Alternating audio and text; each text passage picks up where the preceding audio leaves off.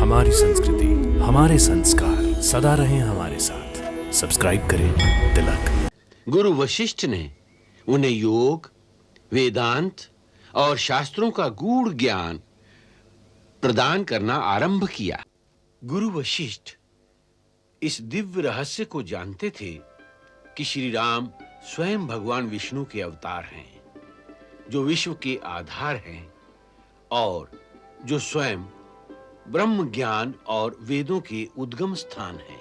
श्री राम जब माताओं से मिले तो उन्होंने अपनी माता से पहले कैकेयी और सुमित्रा की चरण वंदना करके संस्कृति और मर्यादा के आदर्श स्थापित किए। उन्हीं दिनों ब्रह्म ऋषि विश्वामित्र अपने आश्रम में किसी महान यज्ञ का अनुष्ठान कर रहे थे। हम तुमसे तुम्हारे राम को मांगने आए हैं। हमें केवल राम दे दो, हमारी रक्षा का उपाय हो जाएगा। मैं अपने राम को आपके साथ कैसे भेज दूं? ये नहीं हो सकता। बस राजन, हम जिस तरह आए थे उसी तरह चले जाएंगे। क्रोध न कीजिए मुनिवर। विश्वामित्र के लिए महाराज जनक का न्योता आया। जनक ने अपनी पुत्री सीता के स्वयंवर में विश्वामित्र को आने का निमंत्रण भेजा था। विश्वामित्र ने श्री राम को भी साथ चलने के लिए कहा। महाराज दशरथ ने जनता के आग्रह पर श्री राम को युवराज पद प्रदान करके उनके राज्य अभिषेक की घोषणा की। अब मैं राम अवतार के दूसरे मुख्य प्रयोजन अर्थात रावण के विनाश की कथा संक्षेप में सुनाता हूं। जब श्री राम वनवास में थे तो एक दिन रावण की बहन शूर्पणखा ने उन्हें देखा और देखते ही उनके रूप पर मोहित हो गई।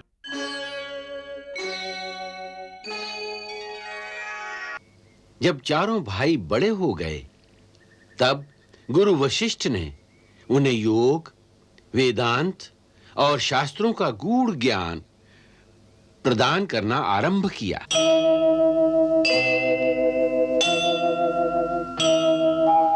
आदिदेव नमस्तुभ्यं प्रसीद मम भास्कर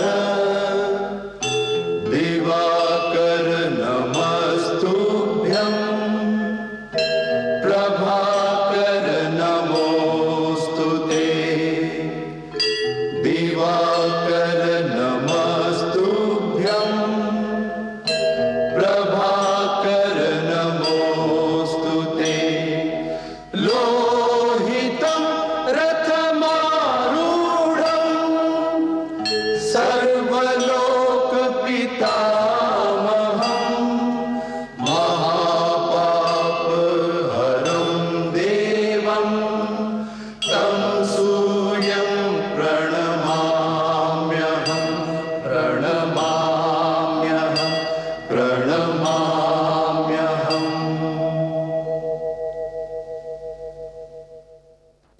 सूर्य वंदना वैज्ञानिक भी है, आध्यात्मिक भी।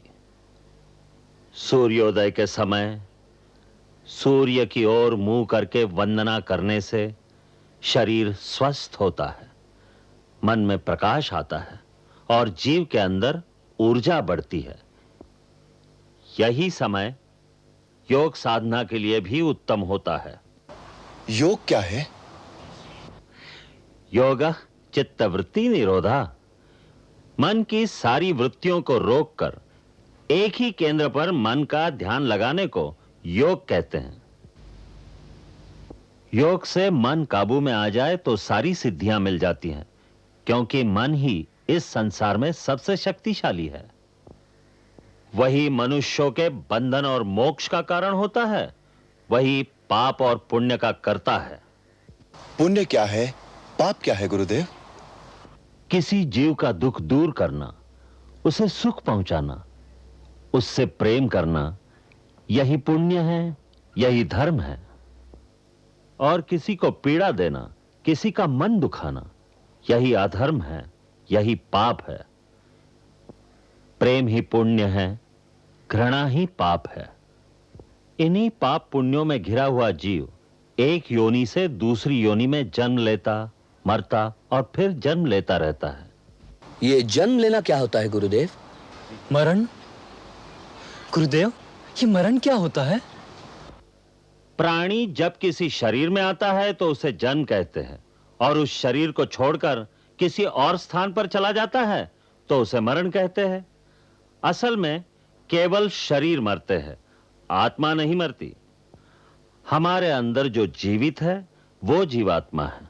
हम सब जीवात्मा ज्योति कणों की तरह समय की अनंत लहरों पर बहते चले जा रहे हैं, बहते चले जा रहे हैं। असल में हर जीवात्मा इस अनंत पथ पर अकेली ही सफर करती है। रास्ते में द्वीपों की तरह कई धरतियां, कई लोग आते हैं जहां हम जन्म लेते हैं, जहां जन्म लेकर हम दूसरे जीवों के साथ मिलने बिछड़ने, दोस्ती दुश्मनी का खेल खेलते हैं। फिर एक दिन वहां का शरीर भी छोड़कर हम समय की लहरों पर फिर से अकेले ही आगे चल देते हैं। बिछड़ने वालों का मोह थोड़ी दूर तक पीछा करता है, परंतु जीव तो नए नए रूप धारण कर लेता है। नया जन्म होने तक वो कई नए नए लोकों के बीच नए नए रूपों में अकेला ही भटकता रहता है, भटकता रहता है, भटकता रहता है। इसका अंत कहाँ है? अंत केवल मुक्ति में है, और मनुष्य मुक्ति तभी पा सकता है जब पाप और पुण्य दोनों से परे हो जाए, क्योंकि पाप और पुण्य दोनों ही जंजीरें हैं, एक लोहे की, एक सोने की। परंतु जब तक जिएगा कर्म तो करेगा ही। वह कर्म या तो पाप होगा या पुण्य होगा। फिर प्राणी कैसे छूटेगा माया के इस बंधन से? तुमने ठीक कहा राम, कर्म तो करना ही पड़ता है, परंतु जब कर्म निष्काम कर्म हो जाता है, फल की इच्छा से रहित हो जाता है, तो जीव कर्म फल से मुक्त हो जाता है।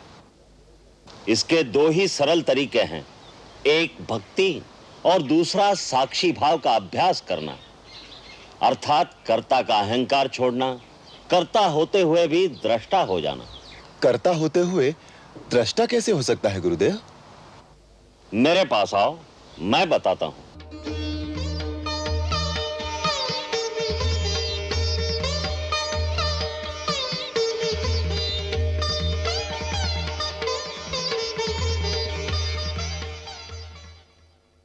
राम, अब अपने अंतर्मन को इस शरीर से बाहर निकालकर आओ मेरे साथ।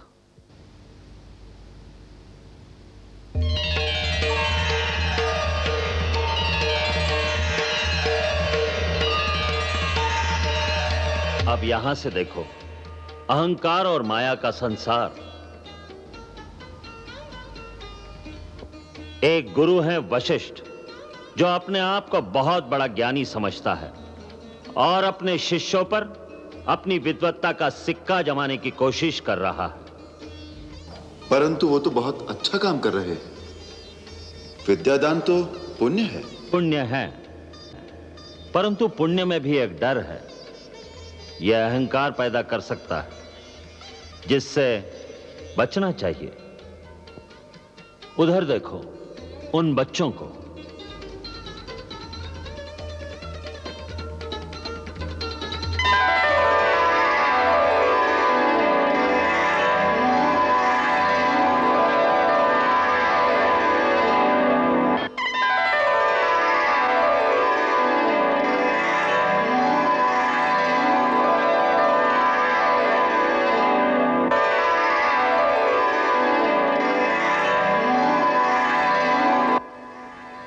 ये अभी साथ पढ़ रहे थे अभी लड़ रहे हैं। इन्हें इनका अहंकार लड़ा रहा है,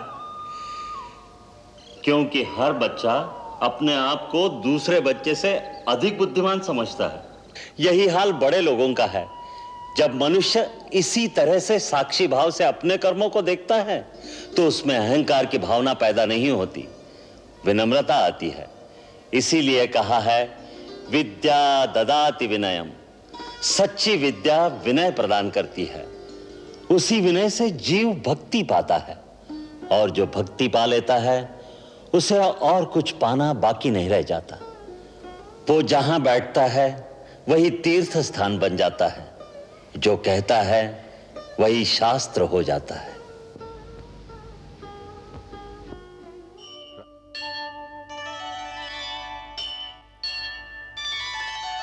या कुंदेन्दु तुषार हार धवला या शुभ्र वस्त्रावृता या वीणावरदंड मंडितकरा या श्वेत पद्मासना या ब्रह्माद्वित शंकर प्रभृतिभिः देवैः सदा वंदिता सा मां पातु सरस्वती भगवती निःशेष जाड्यापहा निःशेष जाड्यापहा।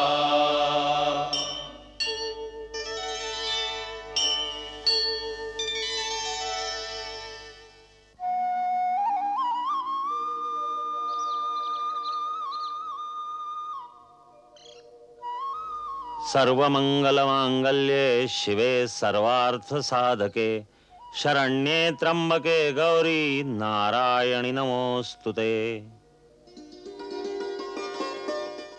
प्रकृति में बहुत से शरीर हैं, जानवरों के, पक्षियों के, जलचरों के, परंतु संसार में सबसे दुर्लभ, सबसे उत्तम शरीर मनुष्य शरीर है, क्योंकि इसके अंदर वो आध्यात्मिक शक्तियां हैं जो किसी दूसरे शरीर में नहीं। आध्यात्मिक और मानसिक शक्ति का यह भंडार हर मनुष्य शरीर में होता है, भले ही वो शरीर ऊंची जाति का हो या नीच जात का हो, किसी रंग या किसी नस्ल का हो, प्रकृति उसमें भेदभाव नहीं करती। इसीलिए हर मानव शरीर को मुक्ति का द्वार कहा जाता है। हर मानव शरीर में इस शक्ति के 7 केंद्र होते हैं, जो योगाभ्यास द्वारा जागृत किए जा सकते हैं। मैं तुम्हें अपने शरीर में ये 7 चक्र दिखाता हूं।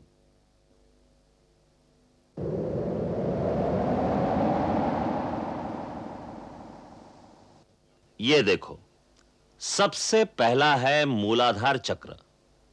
ये इस शक्ति का निवास स्थान है। यहां जिस रूप में यह शक्ति निवास करती है उसे कुंडलिनी भी कहते हैं। गुरु की कृपा और सहायता से इस शक्ति को यहां से जगाकर दूसरे केंद्र तक पहुंचाया जाता है, जिसे स्वाधिष्ठान चक्र कहते हैं।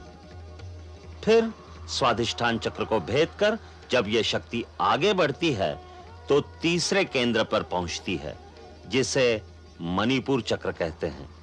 फिर मणिपुर चक्र का भेदन करके इस शक्ति को आगे बढ़ाकर चौथे केंद्र पर पहुंचना होता है, इसे अनाहत चक्र कहते हैं। यहां से विशुद्ध चक्र और फिर यह शक्ति अजन चक्र को जागृत करती है। अजन चक्र श्वेत वर्ण और भ्रुकुटी के मध्य में 2 पंखुड़ियों के बीच स्थित होता है।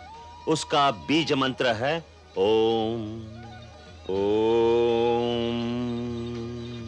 यह आवश्यक है कि गुरु की आज्ञा और सहायता के बिना यह अभ्यास न किया जाए।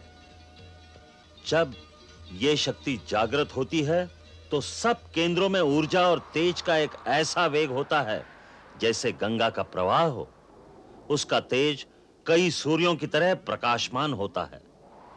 कुंडलिनी जब आगे बढ़ती है तो साधक को चेतना की अलग-अलग परतों का अनुभव होता है, यहां तक कि जब वो छठे चक्र का भेदन करके सहस्रार तक पहुंचती है तो योगी पूर्ण समाधि में लीन हो जाता है। जहां रोशनी ही रोशनी है, प्रकाश ही प्रकाश है, वहां पहुंचकर एक अलौकिक आनंद की अनुभूति होती है, जहां मानव की चेतना आदि और अंत की सीमाओं को पार कर जाती है।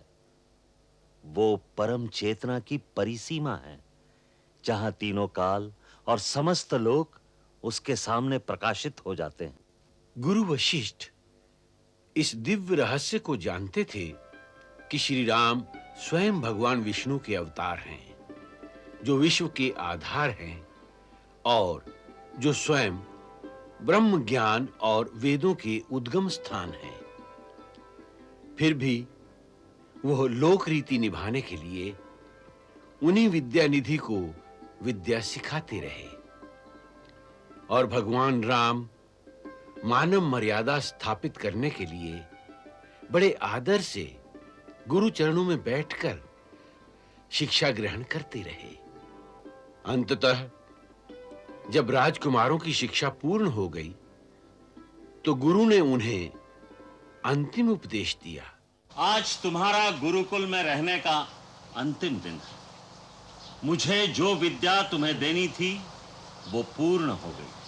आज दीक्षांत समारोह के समय मैं तुम्हें अंतिम उपदेश देता हूं। सा विद्या या विमुच्यते। सच्ची विद्या वही है जो मुक्त कर दे। इसलिए आज से मैं तुम्हें अपने समस्त आदेशों से मुक्त करता हूं। अब जीवन पथ पर बढ़ने का मंत्र होगा आत्मदीपो भव, अर्थात मेरे आदेशों का अंधविश्वास करके पालन करना आवश्यक नहीं। अपनी विद्या, अपने विवेक के सहारे अपना धर्म, अपना कर्तव्य स्वयं निश्चित करो।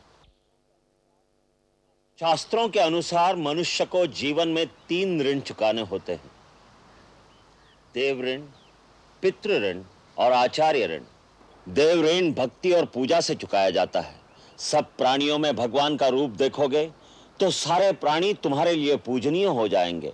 यही भगवान की सच्ची पूजा है। इससे देव ऋण चुकाया जाता है। अपना सुख त्याग कर माता पिता की सेवा में समर्पित होने से ही पितृ ऋण चुकाया जाता है। अब रही मेरी गुरुदक्षिणा।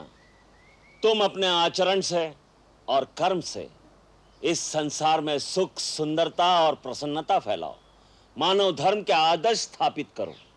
दिलों से बैर निकालकर उनमें प्यार के बीज बो दो। यही वचन तुमसे लेकर मैं तुम्हें आचार्य ऋण से मुक्त करता हूं। मेरा आशीर्वाद सदा तुम्हारे साथ है। मुझे जब भी याद करोगे अपने पास पाओगे।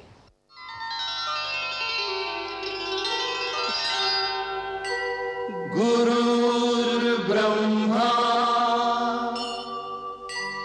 गुरुर्विष्णु गुरुर्देवो महेश्वरा गुरुर्साक्षात् परब्रह्म तस्मै श्री गुरुवे नमः। तस्मै श्री गुरुवे नमः।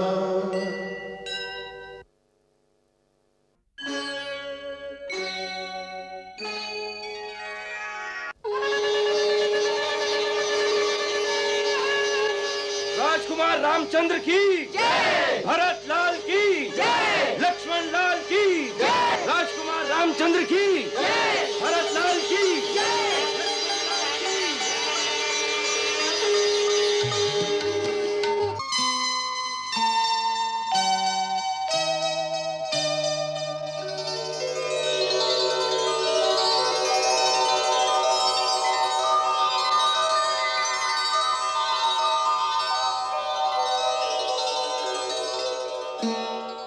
मैं आपका पुत्र राम अपने भाइयों सहित अपने आप को आपकी सेवा में समर्पित करता हूं। आपकी आज्ञा का पालन करना आजीवन हमारा धर्म रहेगा। भगवान तुम्हें दीर्घायु प्रदान करे और सदा सुखी रखे। गुरुदेव, आपकी कृपा से आज मेरे चारों मनोरथ सफल हो गए। एक बनवासी ने इनसे बड़ी कठोर तपस्या कराई। अब इन्हें अपने आंचल की शीतल छाया में समेट लो। राम, मां का स्थान ईश्वर और गुरु से भी ऊंचा होता है। जो भक्तिभाव से मां के चरणों की सेवा करता है, देवता भी उसकी पूजा करते हैं। जिन चरणों में कई स्वर्ग समाये हैं, उन मात्र चरणों की वंदना करो राम।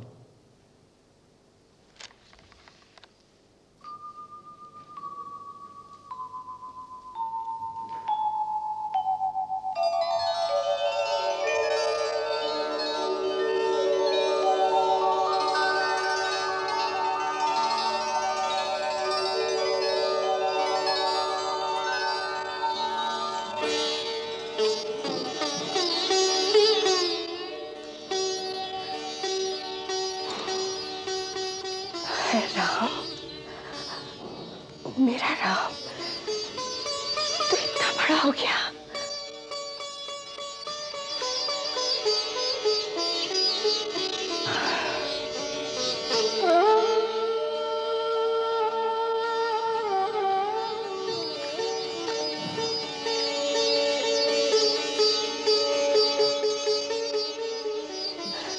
जुग जुग जियो, सदा खुश रहो।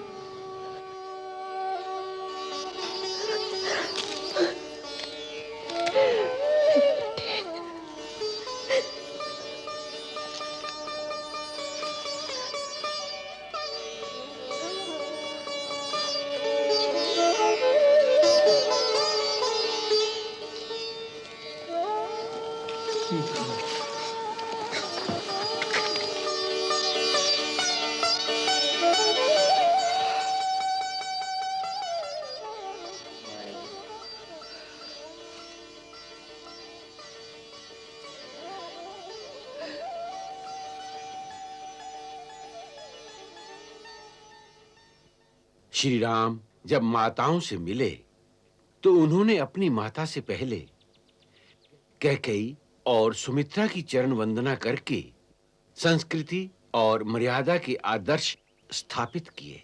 उन्हीं दिनों ब्रह्म ऋषि विश्वामित्र अपने आश्रम में किसी महान यज्ञ का अनुष्ठान कर रहे थे।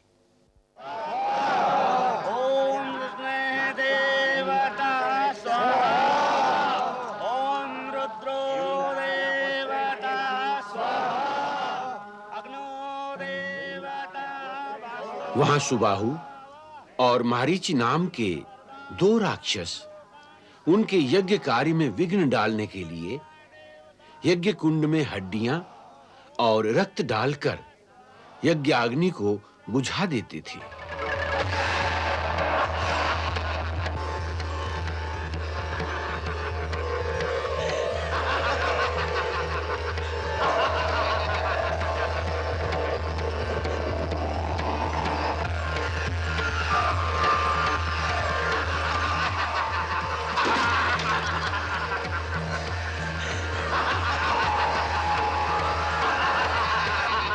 राजन, तपोवन में असुरों के उत्पात दिन प्रतिदिन बढ़ते जा रहे हैं। हमारे यज्ञ, हमारी आध्यात्मिक साधना, ज्ञान विज्ञान के प्रयोग पूरे नहीं हो पा रहे। आर्य भूमि में ऐसा दुष्कर्म, दुस्साहस करने वाले लोग कौन हैं? लंका के राजा रावण के गुप्तचर, सुबाहु, ताड़का का पुत्र मारीच अपनी मायावी शक्ति से हमारा कोई कार्य, हमारा कोई पवित्र अनुष्ठान पूरा नहीं होने देते और अपनी मायावी शक्ति से जन कल्याण के कार्यों में भी विघ्न डालते हैं। ऋषिराज, तपस्वी ऋषि मुनियों की सहायता हमारा धर्म है। अवध की सारी सेना आपकी सेवा में तैनात कर दी जाएगी। नहीं अयोध्यापति, सेना की सहायता से सुरक्षा का उपाय किया तो असुर शक्तियां भी आर्यवर्त की सीमाओं पर सेना का संगठन करेंगी और उसके लिए अभी उपयुक्त समय नहीं है। तो हम किस प्रकार आपकी सहायता कर सकते हैं? हम तुमसे तुम्हारे राम को मांगने आए हैं। हमें केवल राम दे दो, हमारी रक्षा का उपाय हो जाएगा। राम? नहीं नहीं, वो नन्हा सा बालक आपके कार्य को कैसे सिद्ध कर सकेगा? आप मुझे आज्ञा दीजिए। अपनी पराक्रमी सेना के साथ मैं स्वयं सबसे आगे रहकर आपके यज्ञ की रक्षा करूंगा। जब तक शरीर में प्राण रहेंगे तब तक आपके अनुष्ठान पर आंच नहीं आने दूंगा। राम तो अभी बालक है, युद्ध के दांव पेच का अनुभव नहीं, शत्रु के बलाबल, असुरों के छल कपट को नहीं जानता। मैं अपने राम को आपके साथ कैसे भेज दूं? ये नहीं हो सकता। बस राजन, हम जिस तरह आए थे उसी तरह चले जाएंगे। क्रोध न कीजिए मुनिवर, आप मेरे पूज्य देवता समान हैं, मुझ पर अनुग्रह कीजिए। रावण का वेग तो देव, दानव, गंधर्व, किन्नर और नाग भी नहीं सह सकते। मेरा नन्हा राम उस रावण से अकेले कैसे टक्कर ले सकेगा? मेरे पुत्र पर दया कीजिए, मेरे पुत्र पर दया कीजिए। महर्षि वशिष्ठ, महाराज दशरथ की नजर अभी तक राम के दिव्य तेज को नहीं पहचान सकी, परंतु आप तो जानते हैं, आप ही इन्हें समझाइए। ब्रह्मर्षि विश्वामित्र ठीक कह रहे हैं राजन। राम युग और इतिहास की धाराओं को मोड़ने आए हैं। वो स्वयं मंगल भवन अमंगलहारी हैं। विश्वामित्र तो तुम्हारे पुत्र के कल्याण के लिए ही उसे लेने आए हैं। अन्यथा महर्षि विश्वामित्र स्वयं सुबाहु, मारीच आदि असुरों का नाश करने में समर्थ हैं, परंतु ये सारा गौरव राम को देना चाहते हैं। राजन, शंका मत करो, राम को इनके चरणों में समर्पित कर दो, इसी में सबका कल्याण है। संभव है, इसी में सबका कल्याण हो। पुरुष सिंह दो वीर, हरख चले मुनि भय हरन। कृपा सिंधु मति धीर, अखिल विश्व कारण करन।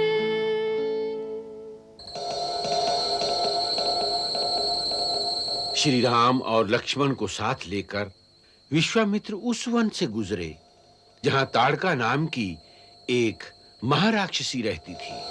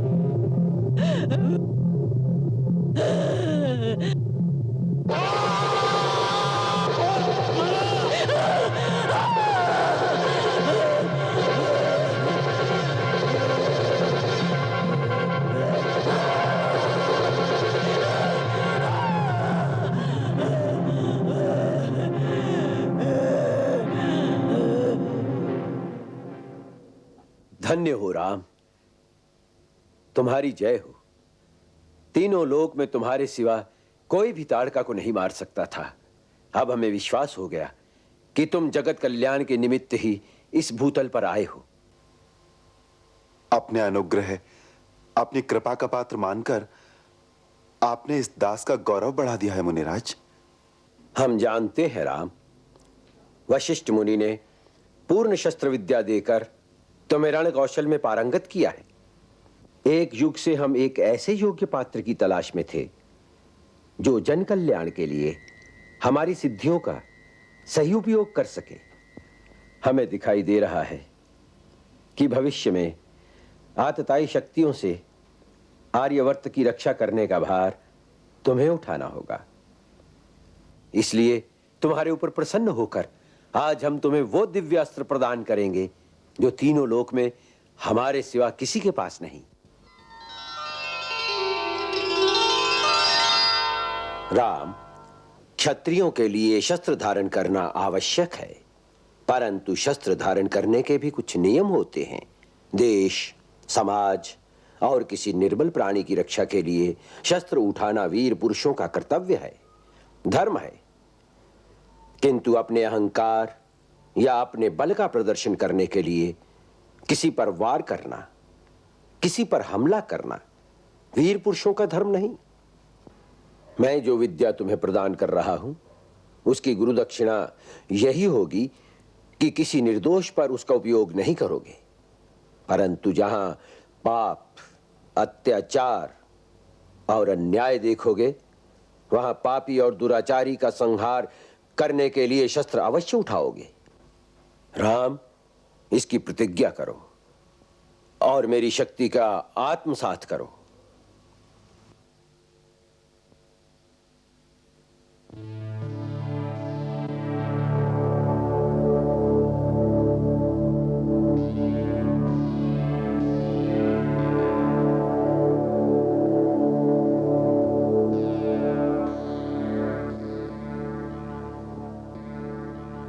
शिव का शूलवत नामक अस्त्र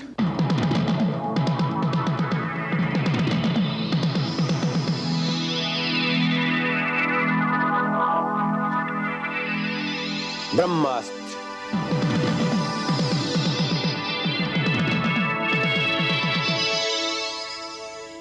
श्री नारायण अस्त्र। तब ऋषि निज नाथ ही जिय चीनी, विद्यानिधि कहूँ विद्यादीनी। विद्यानिधि कहूँ विद्यादीनी।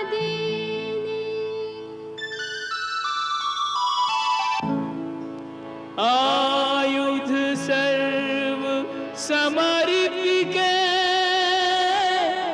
प्रभु निज आश्रम आने, कंद मूल फल भोजन दीन भगत हित जान। दुष्टा ताड़का का नाश करके आपने हमारे मन को यह विश्वास दिला दिया कि अब हमारे यज्ञ अनुष्ठान निर्विघ्न पूर्ण हो सकेंगे। आपका आशीर्वाद रहा तो ऐसा ही होगा और आपका यह आश्रम सदा के लिए निष्कंटक हो जाएगा। तुम्हारी जय होगी राम।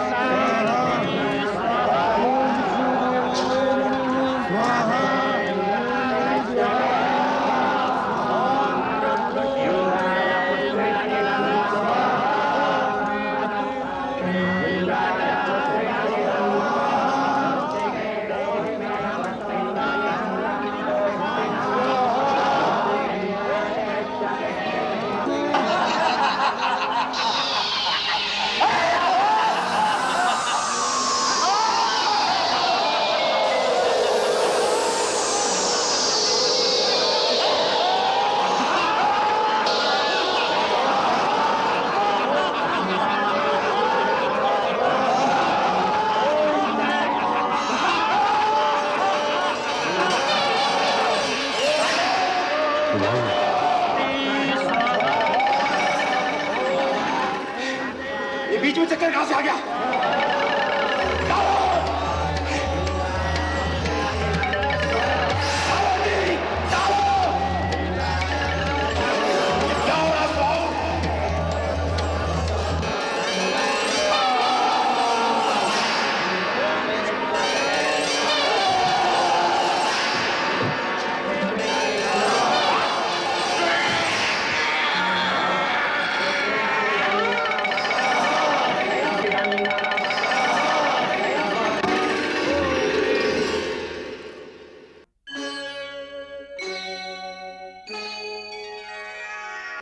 विश्वामित्र आश्रम के समस्त ऋषि श्री राम के पराक्रम से अति प्रसन्न हुए।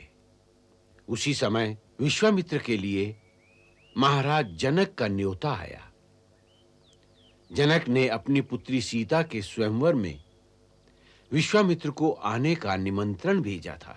विश्वामित्र ने श्री राम को भी साथ चलने के लिए कहा। तात, महाराज जनक के यहां से न्योता आया है। वो अपनी पुत्री सीता का स्वयंवर रचा रहे हैं, जिसमें उन्होंने हमें भी आमंत्रित किया है।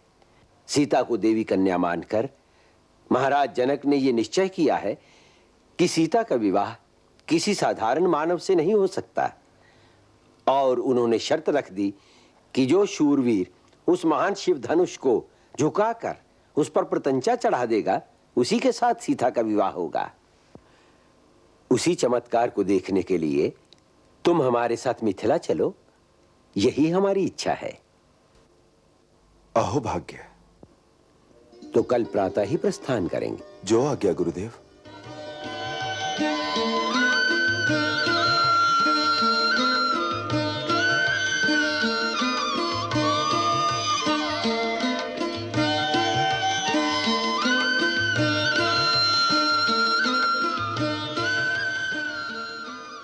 भव्य, विशाल, अति सुंदर, धन्य है राजन आपका सत्कार। राजमहल की अतिथिशाला में ऋतुओं के अनुकूल सारे प्रबंध हैं महर्षि।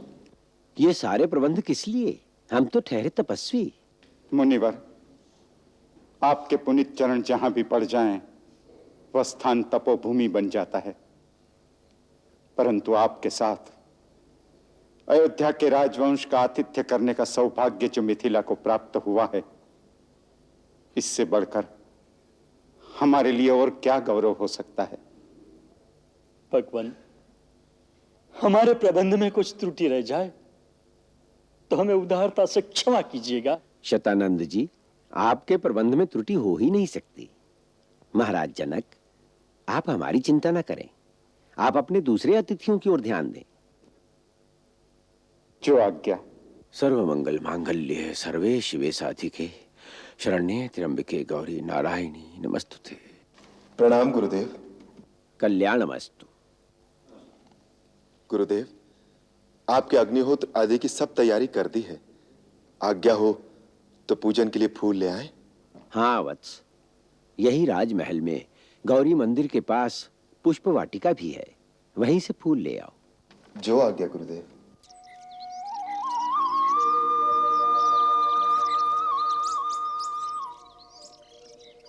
दूसरे दिन प्रातः श्री राम जब राजवाटिका में पूजा के लिए फूल लेने गए, तो सीता भी अपनी सखियों समेत गौरी मंदिर में आईं।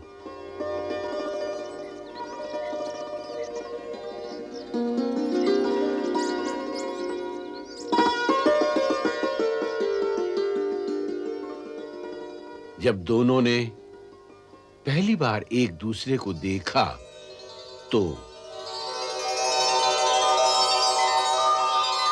सुमिर सिय नारद बचन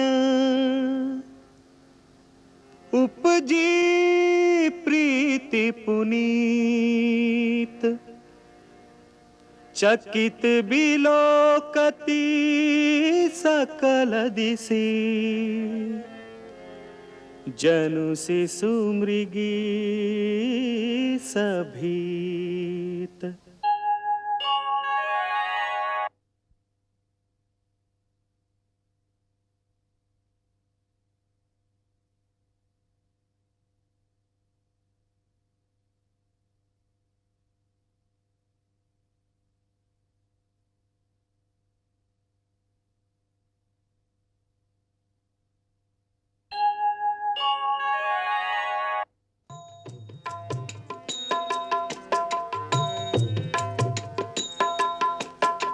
देखी रूप लोचन लल जाने हरखे जनु निज निधि पहचाने।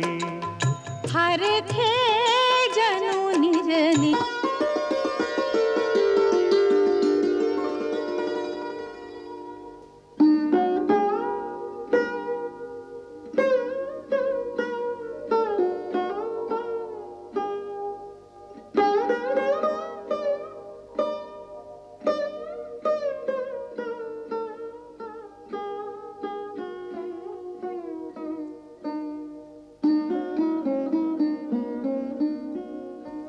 देखन मिस मृग विहगतरु फिरई बहोरी बहोरी। निरखी निरखी रघुबीर छवि बाढ़ई प्रीति न थोरी।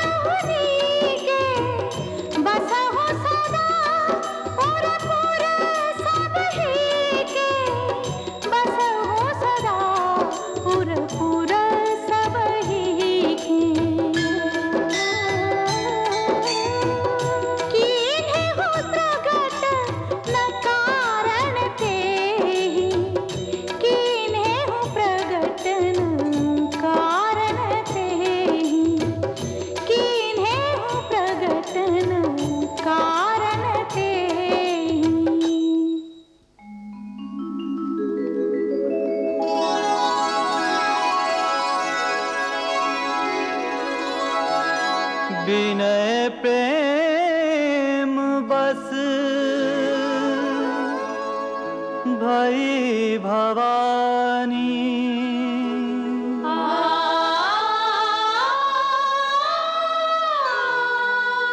खसी माल मूरति मुस्कानी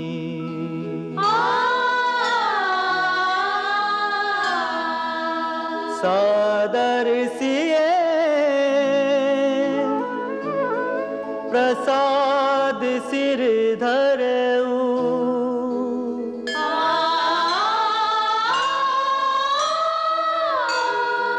बोली गौरी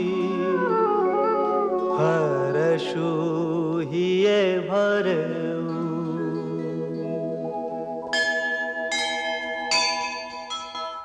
दूसरे दिन स्वयंवर का आयोजन किया गया।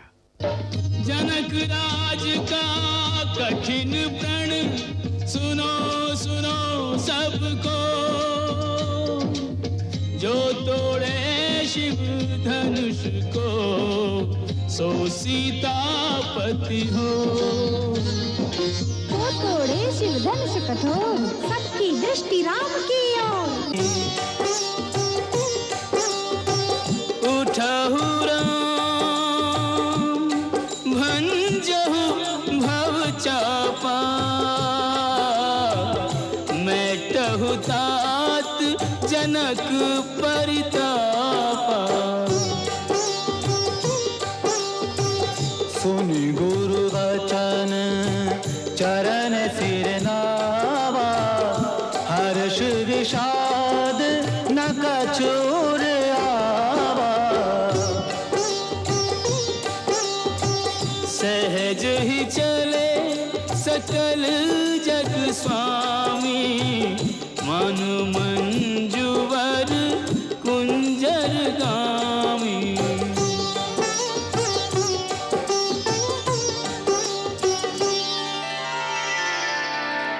तब राम ही बिलो की बेदेही, सभय हृदय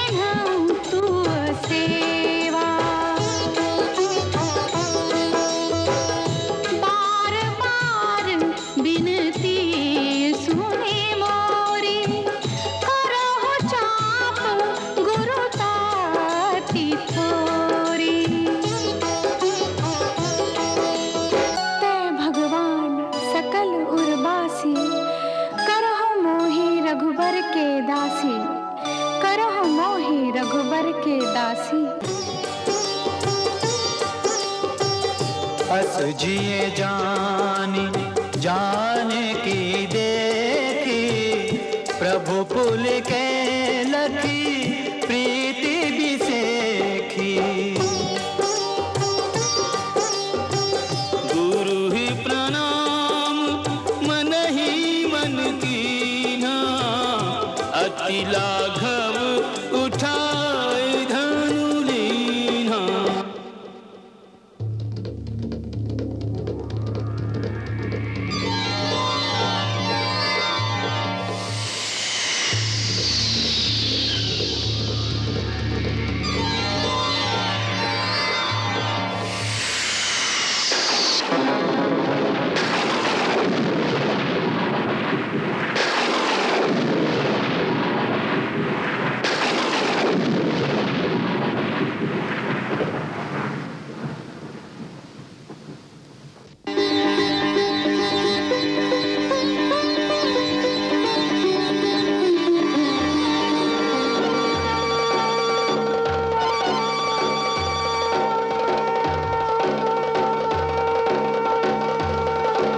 जाओ बेटी, वरमाला पहना दो। जाओ बेटी,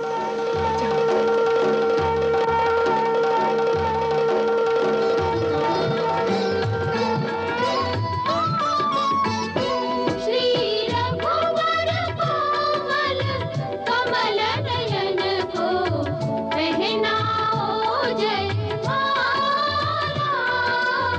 पहनाओ जयमाला। ये पुण्य मुहूर्त स्वर्णिम अवसर फिर नहीं आने वाला, पहनाओ जयमाला। श्री रघुवर कोमल कमल नयन को पहनाओ जयमाला, पहनाओ जयमाला। श्री राम चकित चितवे सीता का अद्भुत रूप निराला पहनाओ जयमाला। श्री रघुवर कोमल कमल नयन को पहनाओ जयमाला, पहनाओ जयमाला।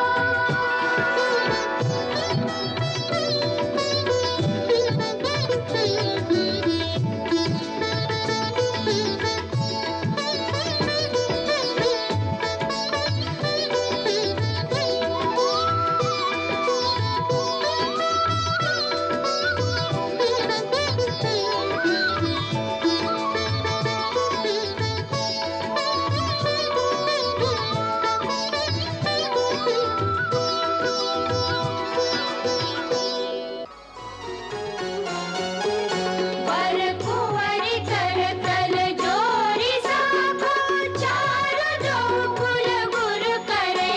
भयो पानी गहन बिलो की विधि सुर मनुज मुनि आनंद भरे। सुख मूल दूलहु देखि दंपति पुलकतन हुल सोहियो। करिलोक वेद विधान गण्यादानु नृपभूषण कियो। दानु नृपभूषण कियो। कन्यादान नृपभूषण कियो।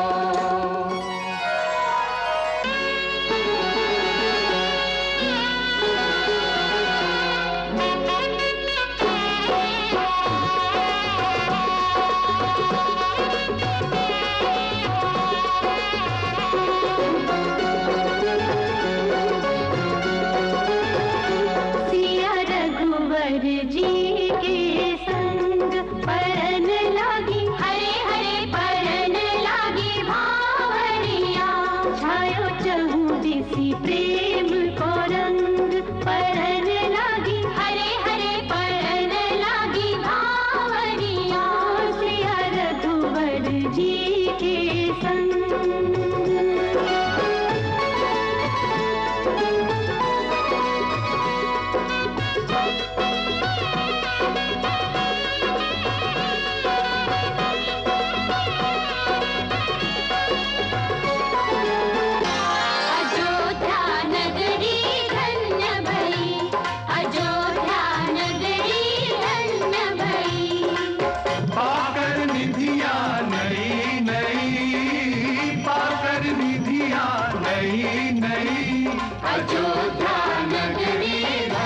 भई, अयोध्या नगरी धन्य भई।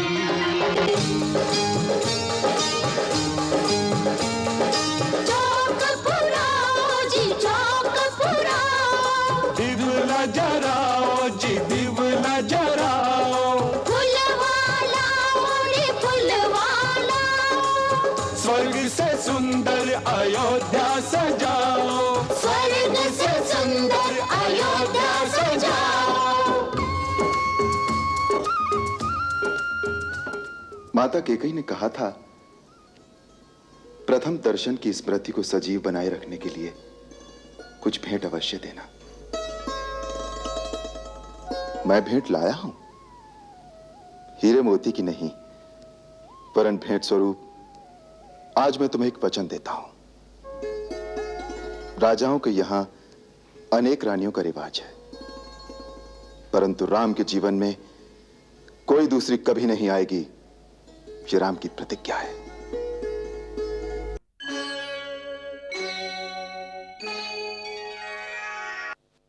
श्री राम जब सीता को ब्याह कर अयोध्या आए तो अयोध्या वासी खुशी से नाच उठे।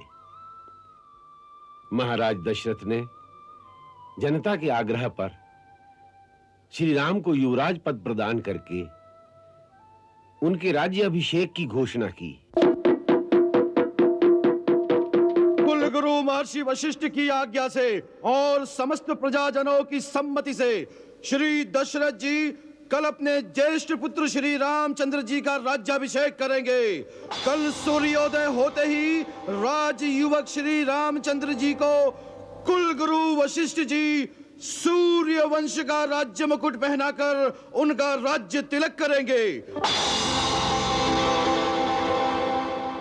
ये सुनकर महारानी कैकेयी की एक कुटिल दासी मंथरा ने कैकेयी के कानों में विष घोल दिया। मारा गले में मत डालो रानी, गला काट कर फेंक दो, जिससे तुम्हारे बुरे दिन अपनी आंखों से न देखूं। चुप रह, व्यर्थ के गाल बजाए जा रही है। ओह, लगता है तुझे लखन लाला ने कुछ कहा है, क्योंकि मेरा राम वो तो किसी को कोई कड़वी बात कभी कह ही नहीं सकता। क्यों कहेगा? सबसे मीठा रहकर ही तो सारी अयोध्या का राज हड़प कर जाएगा। राम बड़ा है, वही राजा बनेगा, और फिर सूर्यवंश की रीति यही है। उस रीति का परिणाम भी सोचा है कभी? राजा बनेगा राम और भरत बनेगा दास, और तुम बनोगी दासी। तेरी तो बुद्धि मारी गई है। बुद्धि मेरी मारी गई है या तुम्हारी?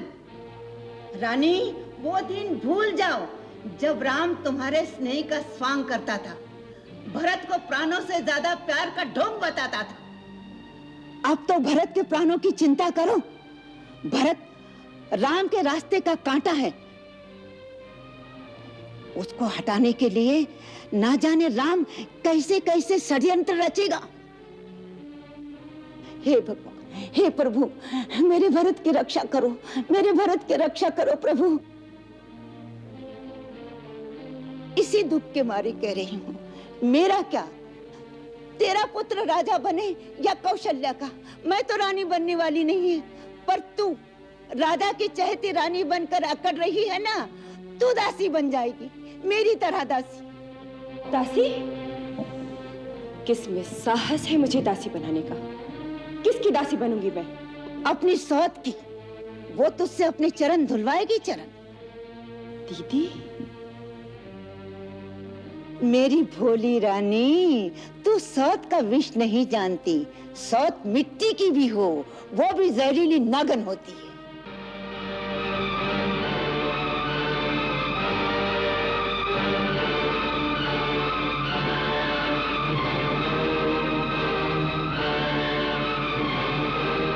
नहीं, मैं किसी की दासी नहीं बनूंगी। सौत की दासी बनने से पहले मैं विषपान करके मर जाऊंगी। मरने की क्यों सोचती है मूर्ख? जीतने की सोच। ये सोच कि सौत की जीती हुई बाजू कैसी पलट जाए, राम की जगह तेरा बेटा राजा बने।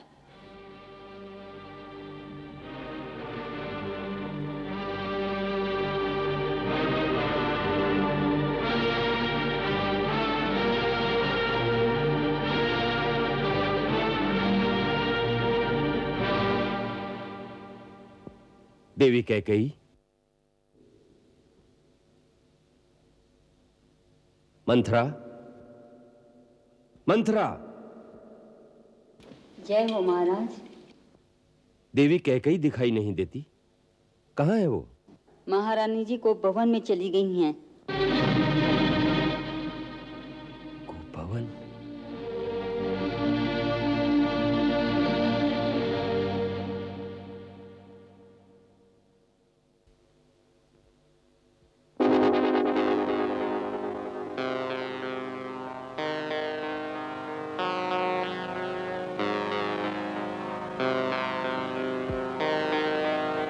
देवी,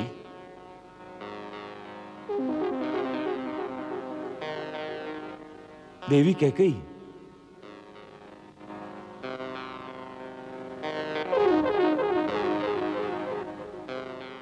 अरे ये क्या वेश बना रखा है? बताओ,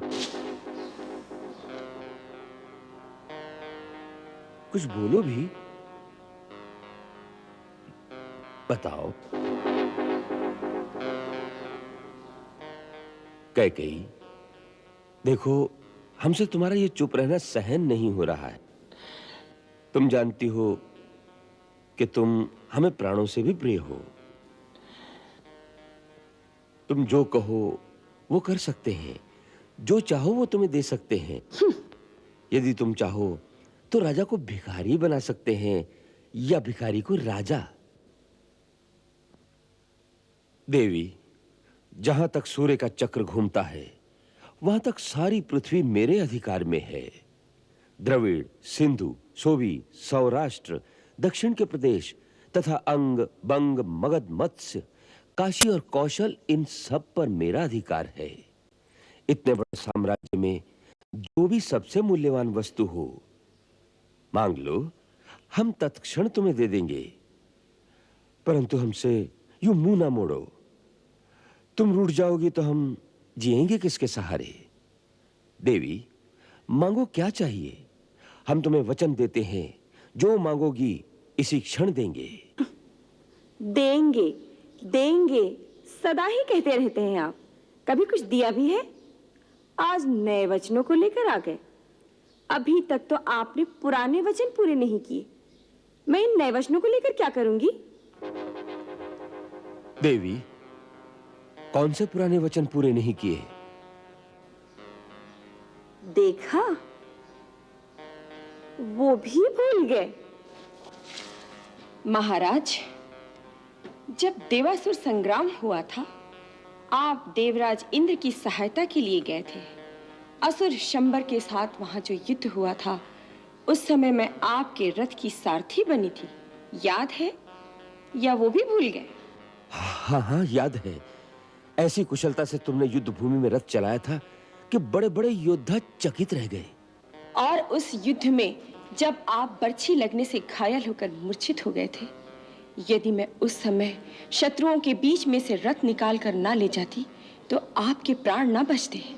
याद है, सब याद है। उस दिन से हम अपने प्राणों को तुम्हारी ही धरोहर मानते हैं। जब चाहो तुम पर अपने प्राण न्यौछावर कर देंगे। आपके प्राणों को लेकर मैं क्या करूंगी? मैं तो केवल इतना याद दिलाना चाहती हूँ कि उस समय आपने कहा था, प्राण प्रिय, तुमने मेरी प्राण रक्षा की है।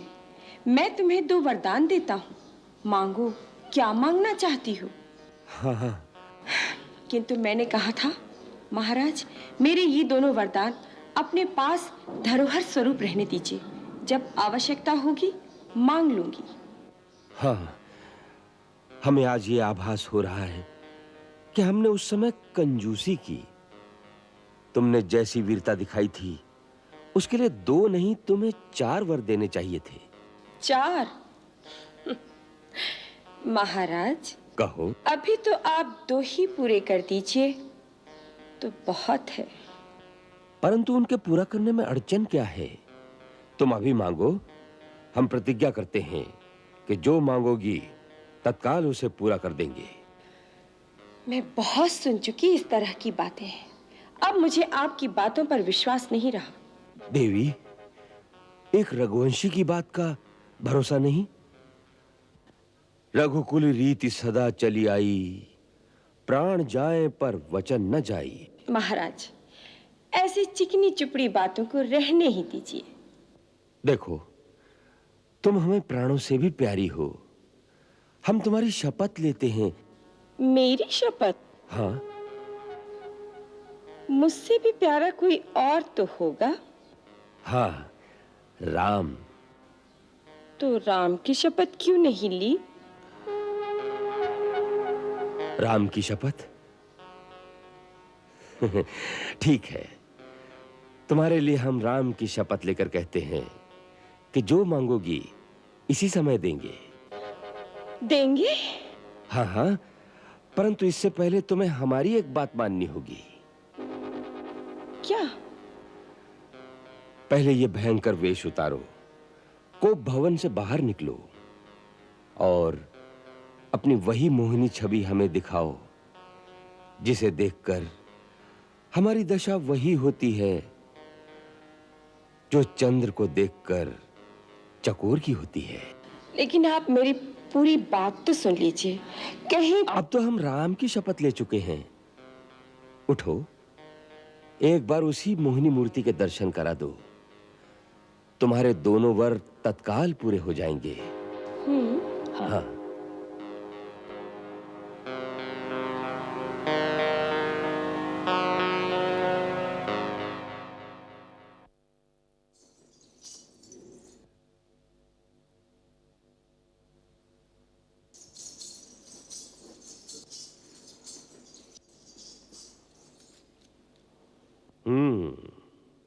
अब लगती हो दशरथ के हृदय आसन पर विराजमान एक साम्राज्ञी। आओ, बैठो मेरे पास। सुनो, सारे नगर में कैसी हर्ष ध्वनि हो रही है। प्रजा राम का राज्याभिषेक मना रही है। वो तो मैं सुन ही रही हूं, किंतु आप पहले मेरी अधूरी बात तो पूरी कीजिए। मेरे वो 2 वरदान। आज्ञा करो, बोलो क्या चाहिए। आज अपने राम के नाम पर सब कुछ न्यौछावर कर देंगे। मांगो, जो चाहो मांग लो। मुझे तो बस मेरे 2 वरदान चाहिए। पहले ये मांगूं या ये मांगूं? कोई भी जो चाहो।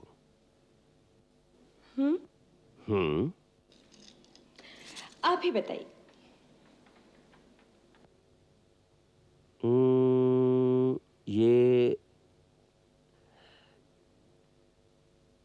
ये मांग लो।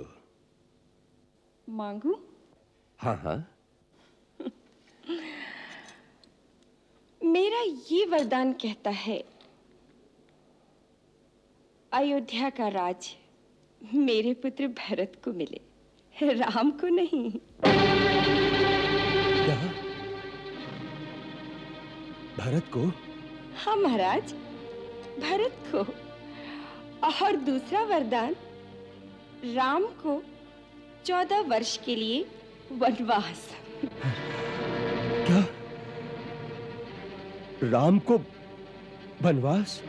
हाँ महाराज, 14 वर्ष तक राम तपस्वी की तरह मुनि वेश में वन में रहे। उनका किसी भी नगर में जाना वर्जित हो।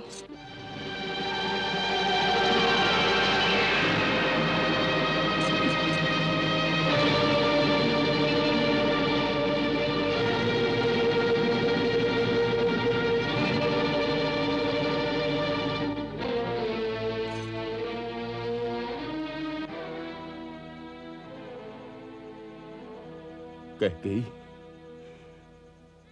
जानती हो तुम क्या मांग रही हो? भली भांति जानती हूँ महाराज, मैं क्या मांग रही हूँ। नहीं नहीं, ये कैसे संभव हो सकता है? ये वर मैं कैसे दे सकता हूँ? बड़ी उदारता से, बड़ी सत्यवादी बनकर, क्या सोचकर आपने कहा था? मांगो, क्या मांगती हो? जो चाहे मांगो। क्या सोचा था आपने कि ये भोली भाली कैकेयी थोड़ा सा चना चबेना मांगेगी? अरे मैं एक राजा की पुत्री हूं, एक राजा की धर्मपत्नी हूं। एक राज्य से भी भला कम क्या मांग सकती हूँ? ये नहीं सोचा था आपने? सोचना चाहिए था, पर सोचा नहीं। इसमें तुम्हारा दोष नहीं, क्योंकि मैंने ही तुम्हारे असली रूप को नहीं पहचाना। मैं जिसे एक हीरे का हार समझकर गले से लिपटाए फिर रहा था, वो एक नागिन निकली। महाराज, आप तो स्त्रियों की तरह गाली देने लगे। कैसे वीर पुरुष हैं आप? मुझे तो आप पे हंसी आ रही है। तुम क्या हंसोगी? हंसेगा तो सारा संसार मुझ पर, रानी। जब लोग कहेंगे कि बूढ़ा स्त्री के मोह में ऐसा अंधा हो गया कि राम जैसे धर्मात्मा पुत्र को वन में भेज दिया, तो उन्हें क्या उत्तर दूंगा? कह गई, तुमने मुझे कहीं का नहीं रखा, कहीं का नहीं रखा। नारी तो देवी का रूप होती है, परंतु तू हमारे कुल का नाश करने आई है। हे भगवान, मैंने ऐसी नारी का विश्वास क्यों किया? इतना संताप क्यों कर रहे हैं महाराज? मैं कोई मोल ली हुई तो नहीं आई, या भरत आपका पुत्र नहीं? ठीक है, अब मुझे पूरा विश्वास हो गया कि आप अपना वचन पूरा नहीं करना चाहते। कान खोलकर सुन लीजिए, राम के अभिषेक से पहले आपको मेरी चिता को अग्नि देनी होगी। आज अयोध्या के राजद्वार से राम या तो वन जाएगा या कैकेयी की अर्थी निकलेगी। क्यों? मैं आज ही राम को वन जाते हुए देखना चाहती हूँ। रानी, तू मेरा मस्तक मांग ले, मैं अभी तेरे चरणों में डाल दूंगा। किंतु राम के विरह में तू मुझे मत मार, तू मुझे मत मार रानी। महाराज, राम यदि इतना ही प्यारा था तो उसकी शपथ लेकर मुझे वचन देने की क्या आवश्यकता थी? बड़े उदार बनकर, दानी बनकर किस बल पे कहा था, मांग मांग कैकेयी, जो चाहती है दूंगा। महाराज दशरथ, रघुवंश शिरोमणि, आपकी वो रघुकुल की रीति कहां चली गई? अब प्राण जाए पर वचन न जाए।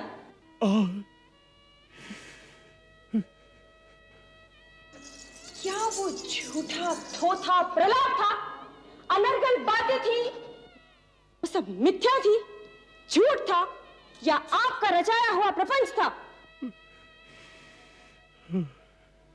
उत्तर दीजिए।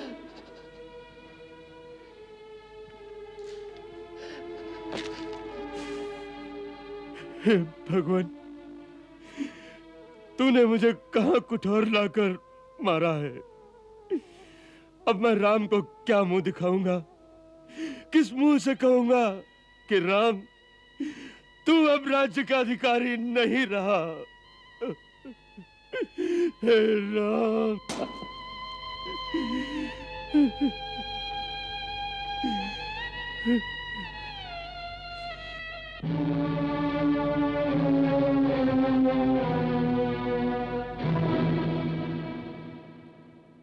महाराज दशरथ स्वयं अपने मुंह से राम को वन जाने की आज्ञा न दे सके, तो कैकेयी ने ही महाराज की ओर से राम को अपने महल में बुला लिया। पिताश्री, आपकी आज्ञा से मैं राम आपकी सेवा में उपस्थित हूं।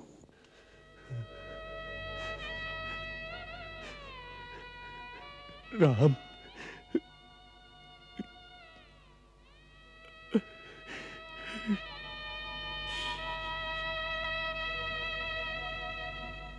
माता, आप ही मुझे महाराज के दुख का असली कारण बताइए और यह भी बताइए कि उसका निवारण क्या हो सकता है। यदि तुम चाहो तो इनके रोग का निवारण हो सकता है। माता, आपको ये शंका क्यों है कि मैं पिता की आज्ञा का पालन नहीं करूंगा? बात ही ऐसी है। मां, जिस राम को आपने बचपन से अपनी गोद में पाला है, आप उसी राम पर संदेह कर रही हैं? मैंने अवश्य ही कोई घोर अपराध किया है जिसके कारण मेरे पिता मुझसे बात नहीं करते। मेरी माता मुझ पर संदेह कर रही हैं। नहीं, ये तो मैं जानती हूं कि तू सत्य वचन से हटने वाला नहीं, परंतु क्या मां? आप केवल संकेत कर दें तो मैं आपके चरणों के लिए अपनी चमड़ी के जूते बनवा दूं। पिता की भांति आपका भी उतना ही अधिकार है मुझ पर, इसलिए यदि वो नहीं कहते तो उनकी ओर से आप ही कहिए। मैं क्या करूं जिससे आपको संतोष हो? तुम कहते हो तो मैं बता देती हूं। तुम्हारे पिताश्री ने मुझे 2 वर दिए थे और कहा था जब जी चाहे मांग लेना। आज मैंने अपने वो दोनों वर मांग लिए। अब यदि वो मेरे वर मानते हैं तो पुत्र का मोह रास्ते में आता है, यदि नहीं मानते तो धर्म और सत्य पर कलंक लगता है। ये बेचारे इसी धर्म संकट में पड़ गए हैं। तुम्हारे संकोचवश तुमसे कह नहीं पा रहे। वो दोनों वर क्या है माता? पहला ये है कि तुम्हारी जगह भरत का राज्याभिषेक हो, और दूसरा ये कि तुम मुनि वेश धारण करके 14 वर्ष तक वन में रहो। बस इतनी सी बात पर इतना विवाद था? भरत को राज्य देने के लिए तो मुझे किसी की आज्ञा की आवश्यकता नहीं। उस जैसे भाई को तो मैं राज्य स्वयं प्रसन्नता से दे दूंगा। रहा वनगमन, तो लगता है मेरे कोई पुण्य जाग उठे जो आपकी आज्ञा से मुझे वहां जाने का अवसर मिल रहा है जहां ऐसे ऐसे महान ऋषियों और मुनियों के दर्शन कर सकूंगा जिनका तेज तीनों लोगों को प्रकाशित कर सकता है। मां, मेरा तो चारों ओर से कल्याण हो गया। पिता की आज्ञा का पालन, मां की इच्छा का अनुकरण, छोटे भाई का राज्याभिषेक और मुनि दर्शन से मेरा कल्याण। भैया, भैया, जो मैं ये सुन रहा हूं क्या सच है कि कई के कहने पर महाराज ने आपसे राज छीन लिया? लक्ष्मण, माता कैकई को कैकई कहकर कब से पुकारना सीख लिया तुमने? आप बुलाओ उसे माता। मैं उस कुल घटनी को माता नहीं कहूंगा और मैं यह न्याय भी कभी नहीं होने दूंगा। भैया, मेरा यह धनुष केवल शोभा की वस्तु नहीं है। मैं इस धनुष से महाराज की चतुर्गणी सेना का अकेला सामना कर सकता हूं। लक्ष्मण, महाराज ने क्या समझा है? राम बड़ा विनयशील है, वो चुपचाप सब कुछ सहन कर लेगा। उन्हें नहीं मालूम कि राम के नाम पर मर मिटने वाले लोग चुप नहीं रहेंगे। सारी जनता विरोध कर देगी और फिर जनता की भी क्या आवश्यकता है? उनका ये दास लक्ष्मण अकेला ही महाराज और उनकी पूरी सेना के लिए पर्याप्त है। और भरत भी आ गया तो उसे भी छठी का दूध याद दिला दूंगा। चुप रहो लक्ष्मण, अनर्गल बातें मत करो। आप बीच में मत पड़ो भैया। अन्याय सेना क्षत्रिय धर्म के विरुद्ध है।